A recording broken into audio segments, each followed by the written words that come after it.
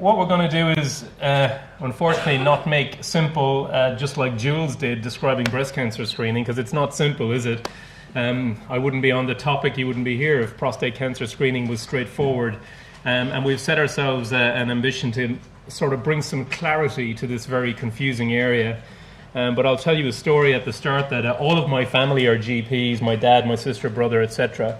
And I've frequently spoken to GP audiences here and overseas and back in the west of Ireland. And the first time I addressed this type of topic about 10 years ago, my sister said to me afterwards, "You succeeded in making us more confused. Thanks very much." So that rings in my ears all the time when I think about this topic, and I will endeavour to try and make you not at least any more confused than you might already be.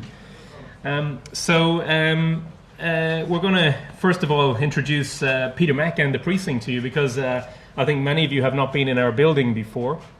And it's very much a building for Australia. This is one of the world's top cancer centres now, not just because of the outstanding facilities we have for our patients, but also because of the massive research infrastructure we have in the building and also in the precinct. So isn't this a fantastic overview of what is clearly recognised now as one of the world's top academic health science precincts? It's not come cheaply, of course, to create this type of infrastructure, but having Peter Mac in the middle of this academic precinct with the university, with all of our premier research institutes, and also with very strong links into the Monash precinct and the Austin precinct, really enables probably much faster translational discoveries than we've been able to do in the past. And I think we all here in Australia should be very proud of this $1.1 billion investment to anchor cancer care and cancer research in this precinct. And the building itself is beautiful. I must say, when I was being headhunted 7 or 8 years ago to come back here, I was working in London at the time at Guy's and St Thomas's. I was interested in coming to Peter Mac, and they wanted me to set up a robotic surgery program. But I was, concerned about the impact that Peter Mac was having. I knew it was a big place, but then they showed me the press release announcing the funding back in 2009 for this building, and that got my attention, I must say, especially at a time when around the world recession was hitting.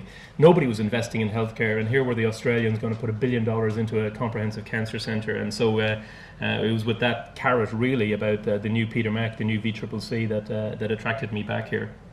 And within the building, we have enormous capacity for future growth, as well as the current very large capacity we have. 8 operating theatres, 8 radiation bunkers, hundreds of day chemo beds, incredible cancer imaging facilities on level 5. We've got 4 PET scanners in the building already for humans, 2 for animals. So we do a lot of PET scanning for little animals who have cancer. And we will have another PET scanner very shortly. So PET imaging is a theme in prostate cancer, but also across all cancer imaging that this centre is very important for. And up on the top floor, the top 6 floors, everywhere above here is research, and we have bench space for over 800 cancer researchers in the building, which is just quite incredible. And having them in the building means we see a lot more of them, and they see a lot more of us and our patients. And level 7 here, where all the meeting rooms are, the multidisciplinary rooms, the staff offices, is sort of the hub where we all meet, actually. And it does create that translational environment where you bump into the group leads and the lab leads much more often. And it was with that in mind that this centre was designed, not just for patients, not just for research, but for that translational hub. So we're very proud of the place. I also work at Cancer Specialists that many of you know already. This is predominantly a group private practice based out of Peter Mac. Almost all the clinicians working at Cancer Specialists are based here. So it's kind of our private practice outpost. And in this building, almost 40% of patients are privately insured anyway. We have a lot of private patients in here, often because they're seeking clinical trials or advanced treatments that we don't always access or provide at Epworth and Cabrini. So we also use it as a fast-track way in here. If we can't see a patient next week and he's got an urgent testis cancer, we'll just see them the next day at Cancer Specialists and bulk bill them out there if necessary. So this brand is very much co-located with the Peter Mac brand, and in fact we'll probably create a private practice brand in here in this building next year. There's capacity in here for private practice consulting on level 1 that we haven't yet explored. And we're located above Bridge Road Imaging, that again many of you know. Bridge Road Imaging is a fantastic imaging centre directly opposite Epworth Hospital in Richmond. There's Epworth Hospital and there's Bridge Road Imaging, and we're on level 1 above Bridge Road Imaging, which bulk bills for everything they can do. They have 2 MRI scanners and a PET scanner, so suits our needs very well. So there are 4 main areas I'm going to chat through in the next few minutes, and I propose stopping after each section to give you a break and let you ask me some questions or challenge me on what I've just said. And it's all to do with the area of early detection of prostate cancer. And the first thing I want to point out to you is that we do have a problem actually currently with early detection that I'll show you with some rather stark data. And the background to all of this is the very fact that the whole screening issue, which is a dirty word in prostate cancer, leads to 2 problems, as you can see here. Over-detection. We detect all these cancers we don't need to detect in order to find the ones we do need to detect. And necessarily that has led to over-treatment. If you diagnose 10,000 men, very many of those men will have treatment and may be over-treated.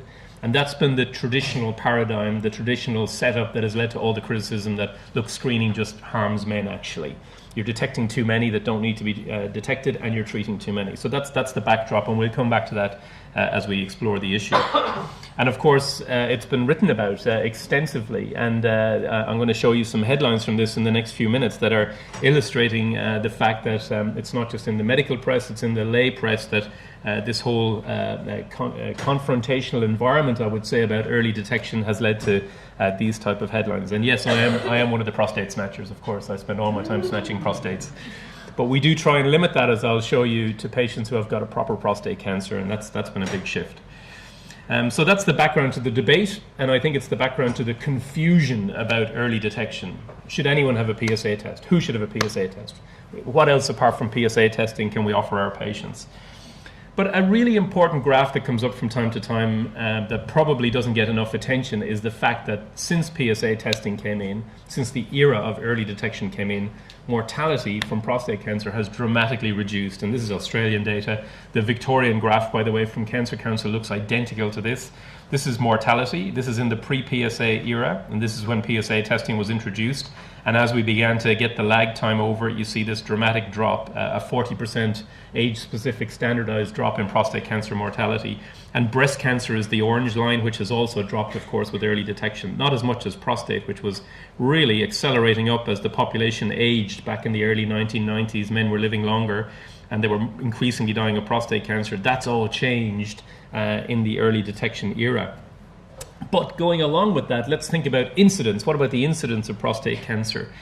And this black line here is the incidence graph, and this looks the same in every Western country in the world. This is Australian data, but the CCV data looks identical. I often show that graph. And what you see here is the early 1990s when PSA testing was introduced, and you had this huge increase in incidence as everybody caught up with all these cases that were out there, men in their 60s and 70s having a PSA test. Oh, you got prostate cancer. And then it tapered off a little bit, but then consistently over the past 10 years or so, the incidence of prostate cancer has been increasing, and that's predominantly due to the aging population. No surprises, but there is a surprise coming up, because what CCV, what AIHW predicted here is that the incidence of prostate cancer would continue to increase in the current years we're in and in future years. And that's what's shown on this graph, and this is from an AIHW document from only 4 years ago. But has it been increasing? Because we now can see these figures as the data reads out, and the answer is no, actually. And this is the graph that shows you what's happened. In the past 5 years, this is 2010, the incidence has dramatically dropped off, the incidence of prostate cancer. So in Australia, 5 years ago, we were diagnosing about 20,000 new men per year. This year, it'll be about 16,000. And that's despite the population still aging. So the predictions would still hold true if something else wasn't happening. We would still be diagnosing more men. We would still have an increasing incidence as the population ages. But it's not what's happening. There's been an unforeseen dramatic drop in the incidence in Australia and in some other Western countries. I'll come back to that in a moment. A few papers have come out in the last few years saying, well, what would happen if this bore through, if PSA testing sort of collapsed or dropped back to levels we saw back in the 1980s, what would we see? And one of the important things we would see before we might see increasing mortality in the future is increasing metastatic disease. And this is what happened to metastatic disease in the US when PSA testing came in. Boom! And much less men were presenting with metastases because they're being picked up earlier. And at the moment in the US, about 8,000 patients per year still present with metastases. We know the figures for Australia. I've published that already. And if PSA testing disappeared, it's expected that within 5 years that would triple to about 25,000 patients per year presenting with metastases. And I'll be coming back to this issue in the next few moments as we explore it, but for the purpose of this talk I pulled out 2 cases from this week alone at Peter Mac and Cancer Specialists. Here's a 64-year-old who had a PSA test done when he was 60 because he was trying to sell down his trucking business and just kind of getting himself organized. So he went in for a health screen with his GP, who spoke about pros and cons of PSA testing. His PSA was 13. He had no particular risk factors, and she recommended wrote a referral to a urologist, but he never got round to it. Busy guy. And then he turns up 4 years later, literally as he's about to sell down his business, and back pain, PSA 844. GP organizes a bone scan, multiple metastases. And he now is facing into death from prostate cancer within 5 years for sure, having worked so hard and about to sell his business. And is consumed by regret. We've had major issues. We've had to admit him, actually, just for psychological assessment. So we're seeing more of this all the time. The second case I saw this week is a 65-year-old, first PSA, 81, plays golf. Golf swing was deteriorating. He thought it was to do with a new set of clubs his wife bought him, but it wasn't, of course. It's his metastases from his PSA of 81, his widespread prostate cancer. And all of our multidisciplinary meetings are full of these cases increasingly, men in their 60s presenting with metastases at a different rate that we saw in the previous 10 years. So my first message about this is that, and I'll explore the negative messaging in a moment, but there is a lot of negative messaging and confusion about early detection, and it's leading to 3 things. Less PSA testing, and I'll show you that data shortly, we've just published it, less biopsies, and this leads to less incidence. But of course, the incidence will still be out there. We know these men are still out there with prostate cancer. Thousands of them, actually, as I'll show you. And they're just going to come in the door a bit later because they're still fit, but they will come in like these guys with metastases. And what you'll see then over the next 15 years, if we don't change this, is a reversal in the stage at presentation and ultimately a change in the profile of that mortality curve. No doubt about it, it'll clearly happen. And some of that may be a good thing. I'm not going to be a zealot about PSA testing. I've got a very moderate view on it, I believe, because what we have to do is spare all the harms I referred to earlier on of overtreatment and all that. But we also would be foolish to sort of neglect the gains we've made in mortality and see more of these guys in their 60s dying of metastatic prostate cancer. Would anyone like to make a comment about that? Or you can hold for a few moments if you like, because I'm going to show you more of the data that might provoke some discussion or some howls of derision. So here's a headline from Australian Doctor 2 years ago talking about the fact that there's so much confusion, and they were documenting a few cases from the courts where GPs are being sued because either they haven't done a PSA test or haven't acted on it.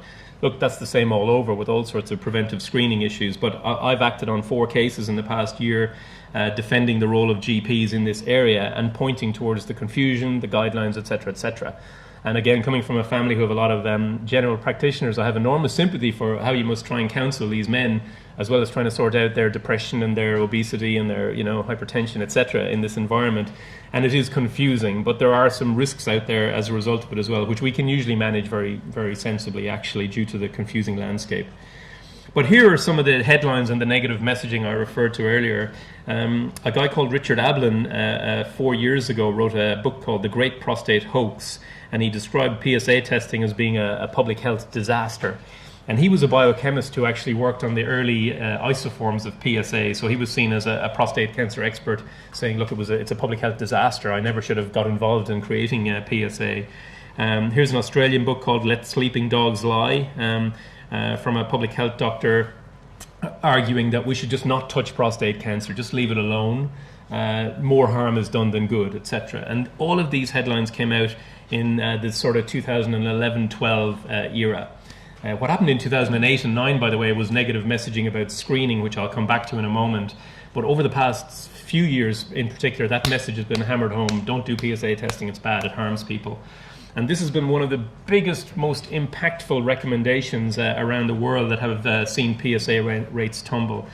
The USPSTF is a Congress-driven health body in the US, made primarily of primary care practitioners, actually, and they look at preventive medicine. And they came out in 2012 and said basically nobody should have a PSA test for prostate cancer ever. So PSA testing was completely discouraged for all age groups, symptoms or no symptoms, family history or no. So they call it a grade D recommendation. Nobody should have a PSA test. And it's a very powerful recommendation. USPSTF has not been without its own controversy, but it's still very, very, very powerful. And people listen to it. Primary healthcare practitioners in the US listen to it. So this very negative recommendation has led to some very interesting changes in the pattern in the US and also with us, as I'm just about to show you. Also in the background of that is the previous edition of the Red Book, the 8th edition, which is 2012, same time as USPSTF. And I'll look at the updated edition shortly. But in the 8th edition, this was really a very short section. Prostate cancer didn't get much coverage. And basically it says here, in case you can't read, screening for prostate cancer is not recommended unless a man specifically asks for it and he's fully counselled. Fair enough about the fully counselling. But they do really emphasize here that you should not raise the issue. But if a man asks about screening, they should be fully informed of the risks and uncertainties. Furthermore, both suicide and cardiovascular disease increase enormously in the week after men are given the diagnosis. And this is really all that was been written about prostate cancer screening in the 8th edition. So I think it would be reasonable to say this is quite negative messaging. And it's not that it's without its own truths, but it's very negative, isn't it? And specifically the bit that says GPs need not raise the issue. But that doesn't account for the fact that, you know, you've been looking after his brother as well, who's dying of metastatic prostate cancer in his 60s. Or, you know, his sister, two of his sisters are dying from BRCA2 positive breast cancer. You know, he's an Afro-Caribbean male who's moved in. His dad died in his 50s of prostate cancer. Don't raise the issue is a problem. To be honest, and us men aren't that bright at mentioning these things as well. You know, we rely on you to help us muddle through. The Australian, another headline, you know, Professor Voss, I'm not sure who he is in Brisbane, I think he's a scientist, he's outraged that the PSA test is still on the market. It should have been taken off the market years ago. And this was 2012 as well. So this is very negative messaging, as I referred to earlier. We've tried to mitigate it a bit. This is in the MJA when I was replying to the Albon story, which was big news in the New York Times when it came out, saying it was a public health disaster, and we tried to balance that off a little bit. Perhaps I'll tell you my favourite GP story. My GP, Penny Preston in Hawthorne, when I turned 40, which was shortly after I wrote this, I marched up to Penny and said, Penny, I've been writing a lot about PSA testing in the 40s, and I think I should have one done. And she said, good idea, Declan, and we'll just do your blood pressure and your cholesterol as well at the same time. You're all nodding, but I went, don't be worried about all that nonsense. I said, just a PSA test and I'll be on your hair. I know you're very busy. Don't worry about the rectal exam. I'll have an MRI or something. And she said, yeah, sure, Declan. So we'll do your cholesterol. So PSA 0.4, well below the median, very happy. Cholesterol 7.1. And of course, that encounter with my GP age 40, and all that brought me in was my, desire to back up my own words, led to a much more important discovery about my own health and, getting lifestyle modification, which failed on a statin. So what I thought I'd do is try and give you 3 typical patients, I hope, in your practice. And over the next 5 or 6 minutes or so, just briefly show you some of the evidence to justify an approach to early detection in these 3 different age groups of patients who I think are very typical. First, what about the 45-year-old who comes and says, should I have a PSA test? Because I'm sure they're out there. And this is what I think about this. There's one fascinating set of data that answers the question about what should we do about PSA testing in men in their 40s. Because remember, the screening studies, which I'll talk about in the next patient, are all based on men between age 50 or 55 and 70. So the screening population is older than this man. So the screening data doesn't apply to this group. So what do? There's a very interesting group of patients that were discovered in a study in Sweden called the Malmo cohort. And these were all men aged between 45 and 50, 30 years ago, back in the 1970s and 80s, before PSA testing. And they were in a cardiovascular study, 20-odd thousand of them, and they were followed for the following 30, 40 years. And then, of course, getting into their 60s, many of these men got prostate cancer. So what they did was go back to the blood tests they had done when they were in their late 40s to see what were their PSA tests in the late 40s. And of those men who got prostate cancer, was there a predictive value in having an early PSA test? before you get BPH and prostatitis and things like that? And the answer is yes, it was very interesting. And I love this graph. I show this to patients all the time. It's been published in many big journals. This is the JCO. They have a BMJ version of it a few years later. And just to explain what happens here, this is men aged between 45 and 50. This is the median PSA on the 50 mark here. And the median PSA for this group of men was 0.56. And in Melbourne, the median PSA for men in this age group is about 0.7. So let that ring in your brains. Men in their late 40s have a median PSA of about 0.7. Up on this graph is the likelihood that 25 years later, in their 60s, these men will develop prostate cancer. And I might point out that the subsequent papers, which I won't show you today, showed that this holds particularly for aggressive prostate cancer, not just a bit of low-grade cancer, but metastases and death from prostate cancer. The graph looks the same. If your PSA in your late 40s is well below the median, down here, below 0.6 in the Swedish group, your likelihood of getting prostate cancer and aggressive prostate cancer 25 years later is extremely low. So you could use this early baseline PSA testing to risk stratify these men and say, look, if you're below the median, really your likelihood 25 years later of getting aggressive prostate cancer, while not zero, is extraordinarily low. If it's a bit above the median, you probably should be watched a little more carefully, like maybe a PSA every couple of years or something like that. But if your PSA is in the 90th centile, and here the 90th centile is 1.2, so only 10% of men have a PSA above 1.2 in their late 40s, your likelihood of developing prostate cancer 25 years later is incredibly high compared to the rest of the group.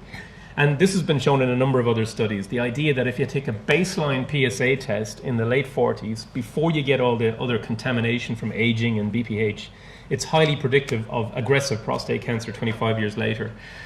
So I think that's why first message to you is that if this bloke comes in, and if the Red Book allows, we'll come back to it, a baseline PSA test can be quite helpful. Remember, if the PSA, and in Melbourne it's, by the way, very similar, it's 1.3 is the 90th centile around here. So if a guy comes in age 47 with a PSA of 2.4, for example, well, he's right up here. He may not need a biopsy now, but he certainly needs more intense follow-up because his likelihood over the following few years of developing prostate cancer is very high indeed.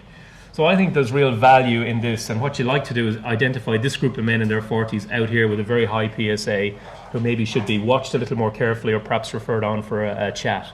And I try and avoid biopsying these. I just say we're going to keep a close eye on you. Perhaps we'll do an MRI scan. I'll come back to that.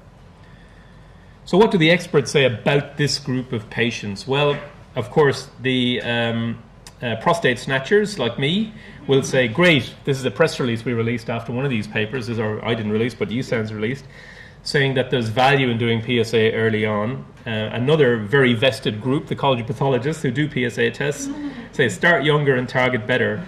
And I think this helps contribute to the very first slides I showed you about the whole industry of early detection being a little tainted. But this is really genuine advice to try and help you, actually, because you're the guardians of these early PSA tests, men in their 40s.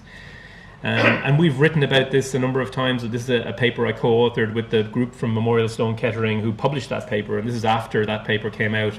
We point out that, PSA, of course, we know it's not prostate cancer specific, it's a marker for BPH. It gets very noisy as you get older, and therefore early PSA testing may help risk stratify those men for a more intense follow-up, and likewise dismiss a whole load of men who really are at very, very low risk early on. Alexis? Can you stretch that out a little bit? What about the poor man that comes in at the age of 52, or like my husband is 53? Yes, and a lot of you are like that. There's men in the audience who are in the age group as well. And So yes, you can a little bit, because what we're going to talk about in the next patient scenario is the man who's older. He's in his 60s, where there's screening data to say what might guide you. But yes is the answer. Baseline testing before they have BPH has some value in risk stratifying men. And remember that in that group, 45 to 50, the 90th centile is about 1.2, 1.3. So if you had that figure in your minds, and you'll notice now the PSA slips no longer say a PSA below 3 is normal. They will talk about age-related, age-adjusted PSA. That's really important. A high PSA in a man below age 55 or so, like above 2 or 3, really is hard to sit on, or hard to ignore, I would say. You could sit on it and be aware that it's high and watch a person, but that patient has a different risk to a PSA who's well below the median. So I think from this group of patients, yes, sorry. So I'm going to ask you, because PSA levels can be affected by various factors, say that 45-year-old, which you do, say, for example, two tests 6 months apart, so set as a baseline, or is it So great question about the value of repeating PSA tests, and we'll come on in a moment and speak about other tools we use routinely now for this type of patient. But yes, never act on a single PSA ever. And if someone gets referred into us, and to be honest, few of you send in a patient with a single raised PSA, almost everybody will repeat the PSA. There's a question about whether, for example, putting someone who's got no symptoms on antibiotics for a couple of weeks might deal with a subclinical prostatitis. Let me give you a clear message about that. The best guidelines in the world say that makes no difference and shouldn't be done, actually. There's a campaign in the US called choosingwisely.org, which looks at various aspects of healthcare to say, look, here's things we do that there's no data for. And every so often they come out with a few headlines, and that was one of them last year. They said, in asymptomatic men with a slightly raised PSA, don't give them antibiotics. It's just contributing to the antibiotic problem. But repeating the PSA a month later or 6 weeks later verifies a raised PSA. And if someone comes into me with a single raised PSA, I'll examine them and I'll give them a PSA testing slip and say repeat it in a month and email me. Never act on a single PSA. We never do. So good idea. Is it true that you cannot have ejaculation 48 hours before the Yeah, test? it's a good You question. tell the patient that? It contributes to it. So in someone who's in a grey area, slightly raised PSA or it's been a bit raised 1 month, it's very worthwhile asking about their ejaculation frequency. Absolutely. So stay off the bike for 48 hours for enthusiastic cyclists. And oh yeah, I wasn't done with that kind of bike, but fair enough, yes. And abstain from ejaculation for 48 hours. So yeah, absolutely. There are simple things we can do. Examination, you said you examine. It makes no difference. So putting in a telescope into the urethra makes a difference. Doing a transrectal biopsy makes a difference. But just a rectal examination really makes no difference. Yep. What about the places PSA ratio? Yeah. Repeat the PSA. Is that worth ordering?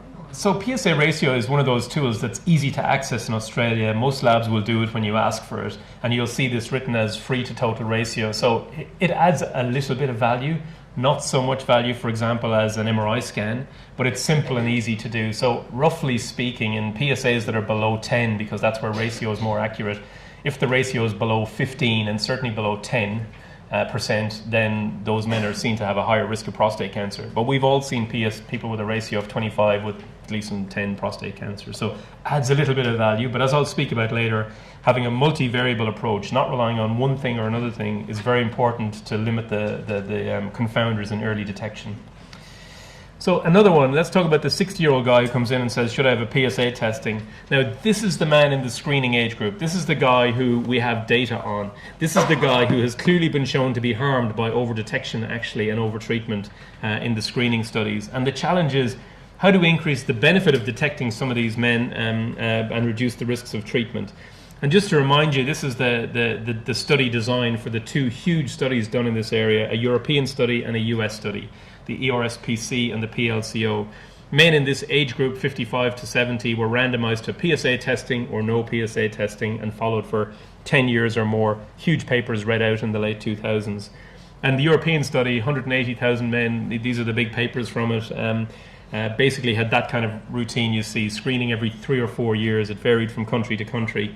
And overall, what it showed here in these Kaplan-Meier curves, and this is prostate cancer-specific mortality, is once you got out to about 11 years or so, you can see men who had a PSA test versus those who didn't had less chance of dying of prostate cancer.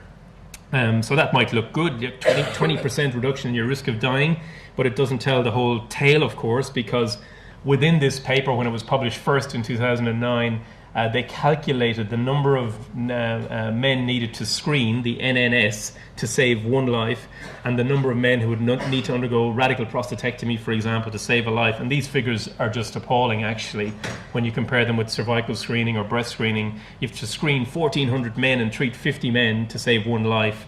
And that led to the first wave of negative messaging saying screening saves some lives, but a lot of people are harmed as a result. But a big question is what happens if you leave it a bit longer, because prostate cancer being and this is a screening population. And as they followed these populations out a bit longer, what you see here is when you get out to 14 years follow-up, these curves really separate, and the benefit of PSA testing seems to be much more pronounced. And what you see then is by the time you get out to 14 years, the number needed to screen is only 300, and the number needed to treat is only 12. Prostate cancer risk reduction, death from prostate cancer is 44%. And these figures are much better. These are much more like cervical cancer screening or breast cancer screening. So a key message about this is yes, there's over-detection in this group, and there is some over-treatment, which I'll speak about shortly. But as you follow them out, in other words, if they've got a good life expectancy, you will see significant benefits. But that's presuming that you are picking up the right man, the man who's fit, he's not, got a lot of other comorbidities. So the area of screening, so this is asymptomatic men randomized to screening or no screening, has led to a very clear conclusion that we shouldn't be offering population-based screening to all men, like breast screen, like colorectal, etc. And that's fair enough, absolutely right, because some men clearly won't benefit from this approach. And what do the experts say? Well, Cancer Council, this is a very nice booklet which I was involved in redrafting recently, very clearly say, unlike bowel and breast cancer, there's no screening for prostate cancer, and that's because of the things I've just shown you there. However, as everybody is different, you should talk to you guys about the pros and cons of testing, which I'm very interested to hear what you're going to say about that, because this simple recommendation that everybody has, however, the pros and cons should be individually discussed, is very challenging actually, isn't it? When you're also trying to deal with their raging hypertension and my hypercholesterolemia, etc., etc. But that is the best, most sensible advice to give, actually. And I've just shown you Cancer Council's advice, but we've written the same in every other document, and every other guideline group in the world has said population-based screening, that's different to risk-adapted screening, is not recommended for prostate cancer based on PSA testing alone, just because we find too many benign cancers. Shared decision-making is another term that tends to get referred to for this age group, 55 to 70. So I think that means you guys, unfortunately, have a lot of responsibility in chatting to these patients and guiding them towards a decision, really in a very short period of time, as you speak to them over just a couple of minutes. And that's the final consensus from that group. Now, I'll also point out that that very negative grade D recommendation is about to be reconsidered this year, actually, and the reason for that is they made their very negative recommendation not just on the European study I've shown you, but particularly on the American study. So the European study did show a 20% reduction at 8 years, 50% or 44% reduction at 11 years, but the American study showed no difference. Alexis? Yeah. 5 more minutes. 5 minutes. Oh, God, geez, God, you better moving. So the American study showed no difference, and that's because in their randomized study of screening versus no screening, 90% of men in the no screening group got a PSA test, as it turns out, and that was just published in the New England Journal last year. 90% of the men who shouldn't have had a PSA test had a PSA test, so they all got picked up, and so there's no difference in survival. So, Alexis, I'm going to cut through actually and make a few points about other aspects as well. What I want to show you is some data from Australia about this negative messaging, actually, just to see what you make of it.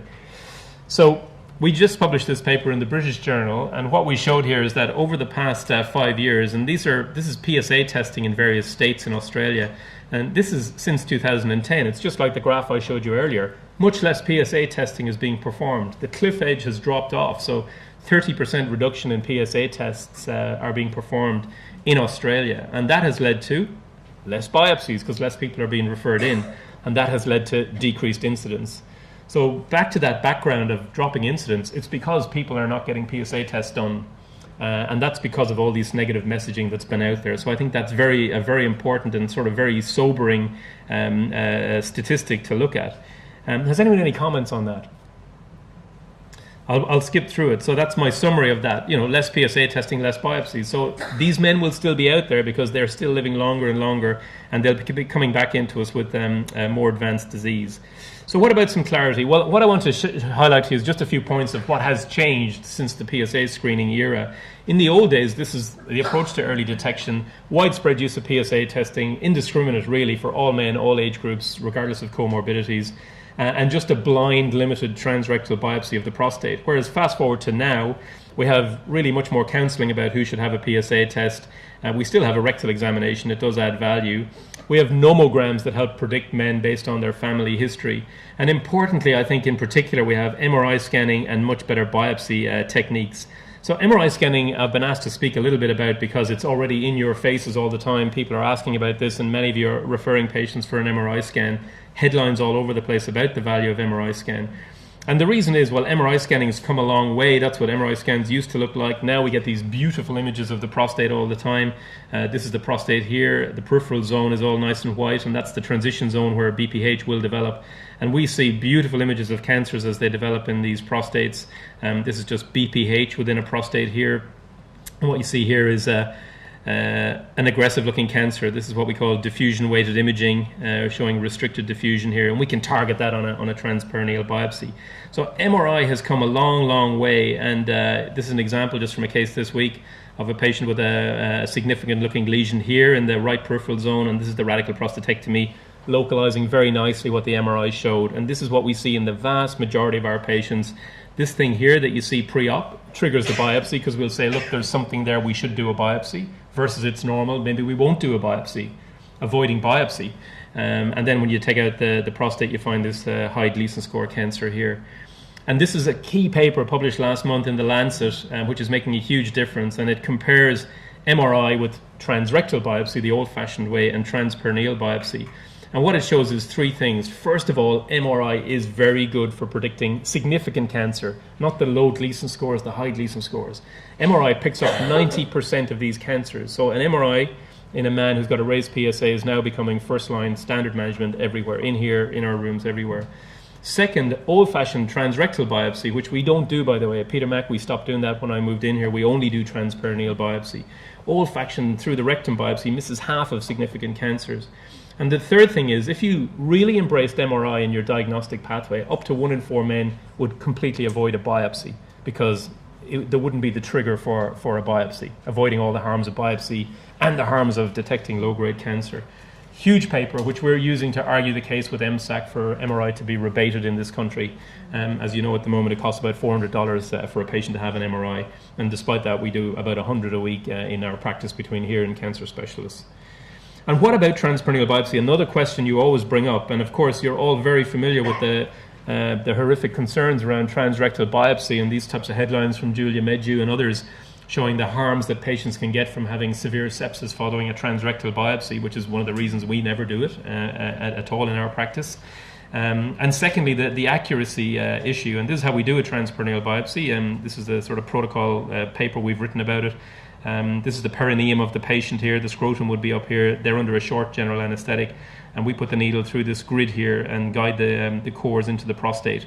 And if they've got a lesion on their MRI, we can target that very nicely, and almost everyone has an MRI beforehand.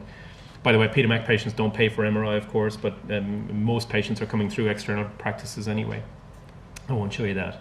And we've just written this paper in Nature Urology talking about why we must avoid transrectal biopsy. And I would say that to you, you know, nowadays in Australia, everyone can access transperineal biopsy. In the public system here, in the private system, we've lots of access as well. So I don't understand why anyone would have a transrectal biopsy anymore.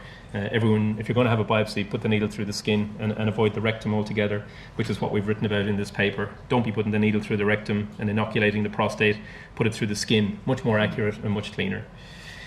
Alexis, I'm running out of time, so what I lastly wanted to talk about was the current RACGP Red Book. So they did update their guidelines last year, and there is more, much more about prostate cancer, and I think they've made some fair comments here. They've fleshed out the difference between an asymptomatic patient and a symptomatic patient, and they've also fleshed out the difference between average risk, and they've written some comments about it, and high risk, men with first-degree relatives, men with a BRCA2 mutation, etc. So I was very pleased to see some discrimination between not just do not raise the issue, as they said in 2012, but look at your patient a little bit more closely. So I think that's a step towards some better advice to try and deal with risk adapting your patient population. So I was pleased to see that, although I still think they do emphasize a lot of the negative messaging in that as well. And they talk about suicide and cardiovascular disease here on these really poor quality papers. So it's a little bit alarmist, but fair enough. I think they've brought some good attention to the more important issues. And I also want to show you this graph that my sister sent me, Sinead, who's a GP in Galway in the west of Ireland. This is from one of her talks when she's talking about, this is supposed to be her or a GP, talking about what to do when a patient asks you for a PSA test, and you say, oh, you don't need one. And then she says, well, what if his PSA is 20 and you just don't know? He's 55 and he will come back in his lifetime with a PSA of 844 like the other guys. So she puts this up to say she doesn't know what to do with these patients. Well, what I say to you is if you follow the best guidelines out there and you think about a fit patient in their 50s who comes in for a health checkup and doesn't raise the prostate cancer issue, you could ask about family history. That only takes a second. And then you could say, well, look, prostate cancer screening is a contentious area. If we do a PSA test, it may lead to a biopsy or an MRI scan, etc. But sometimes you're better off knowing about these things than not knowing about them. And the reason I'm saying that is I'm going to make one final comment, Ines, about active surveillance for prostate cancer. Because it's very clear, and as I said at the start, over-detection used to lead to over-treatment. Everybody had a radical prostatectomy. That is not the case anymore. We now clearly know that many of those men who opt for that PSA, as I've just outlined, will be diagnosed with a low-grade, low-volume cancer. And we clearly offer those men surveillance nowadays. In the US, this is a paper I've just written about this in Nature Urology. What you see here is these are the low-risk men, and this is back in the 1990s. They were very few of them were having surveillance. Now 40% of them. Look at this big increase in the number of men having surveillance for low-risk cancer. And in Australia, it's the same. We published this in the MJA in an earlier data set showing about 40% of these men will have surveillance. We updated it with almost 1,000 men we have on surveillance in Victoria, huge data set. Showing that active surveillance rates in blue are rising all the time. This is in community-based Victorian practice, and in specialist centres, specialist cancer practices, it's even higher. So a very clear message for you is if we pick up men with low-risk prostate cancer, they're highly likely to be managed with surveillance. And the patient will say, well, does that mean I'm never going to have treatment? And the answer is no. At 1 year, about 17%, about 1 in 5, their cancer changes, we rebiopsy them, and they turn out that they're one of those men on the way to more aggressive cancer. They've now been upgraded, and they'll have treatment. But the other 80% will stay on surveillance and won't die of prostate cancer. So I wanted to emphasize that message that although we do a lot of surgery for prostate cancer, we also do a huge amount of surveillance. And with that, Ines, I think I'll stop, and I thank you for your attention.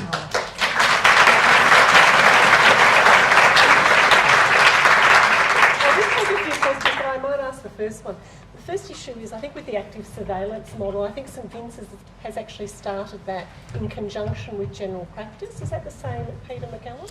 We have a nurse-led active surveillance service actually because it's part of our nurse education program that we've identified a few areas that can be nurse-led, but it's part of a step towards a shared care program that John Emery is running from here, and he's just published a very large paper in the British Journal of Urology about the ProCare study, which is a shared care phase 2 study we did between general practice and ourselves.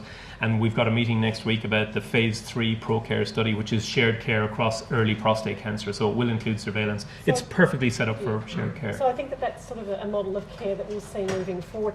The other issue as general practitioners is one of the reasons that we and our patients are reluctant is because of the complications of surgery. Yep. So my question is, are those complications decreasing with time, and is there a difference between robotic surgery and non-robotic surgery in those complications? So I'll answer the second bit of it first. So open versus robotic surgery, again, one of our favourite topics. But so I started doing robotic surgery back in 2004 in London. It came into my practice in Guy's and St Thomas's when I was a registrar.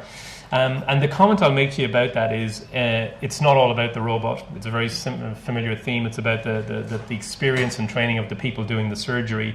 And the worst thing you can do in the world is have a patient going, or be yourself a patient going to a low volume, relatively inexperienced person who's doing it on the robot, who's doing 10 cases a year. You are much better off day after day going to the very experienced open surgeon who's doing 150 per year. It's all he does or she does, radical prostatectomy. But let me tell you, the real world environment is that all of the high volume specialist surgeons in the Western world, us included, are doing robotic surgery because it has the value for us of experience because it's our most experienced approach, but also all the other benefits. And we've published this many times, big headlines from here.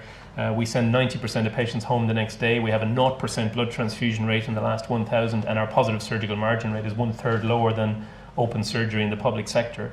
So you take all that experience and you make it better with the robot, but it's not about the robot. So the consequences on incontinence. Yeah, and then the second one about complications. What hasn't changed at all really is erectile dysfunction.